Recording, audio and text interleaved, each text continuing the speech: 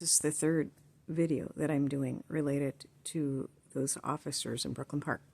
Brooklyn Park where Potter killed Wright. And when I was there, I had this weird experience with officers showing up. So the thing is, then a while passed, and then I started to think about it more.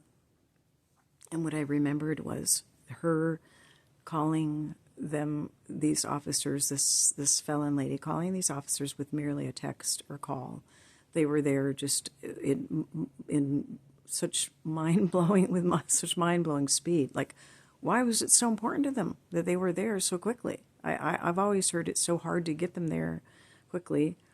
And that was one thing that I remembered. And the other thing I remembered was that I kind of concluded that they had been keeping my friend.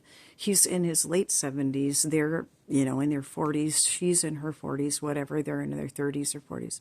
Keeping him in the lurch, keeping him afraid so that she wouldn't be kicked out. He wanted to kick her out. I could never figure out why he never kicked her out. And he has a son. Well, two of his sons apparently had dated her, and one of them, he didn't want her to be there either. He said, "Oh, I want to help get her out," but they never seemed to be able to. And I realized maybe it was because of these officers that they were keeping him afraid of doing that, because they wanted her to be there. So she has a beautiful bedroom. She had a beautiful bedroom in the basement that she kept the doors closed so the cats wouldn't get in there. I'm just saying, I'm not sure what's going on, but then I'm just saying. So then, I don't know. But then she, they had a relationship with her, and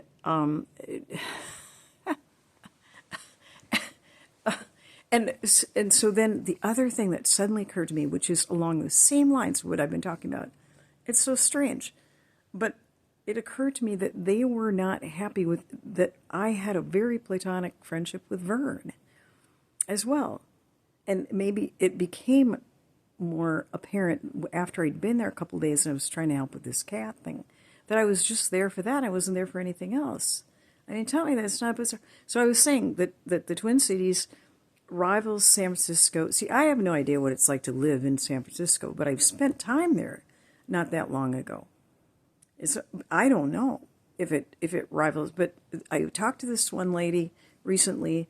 She was saying that, and she was black. She was saying she wanted to leave. She was in her 40s. She had been there her whole life, and she said that she wanted to leave. And she was saying that she found that it was always, things in Minnesota were always subtle. There's always a subtle game going on, that people were never really honest. And so the same thing with homosexuality in Minnesota and in Minneapolis, St. Paul. It's been a subtle game. Whereas in California, I think they're much more open. You go to San Francisco, and they got the gay club with the bright purple and stuff lights and the boom, boom, boom, and then the rainbows. And it's much more, California, I think, tends to be more honest. And I mean, how honest, I don't know, but I'm just saying.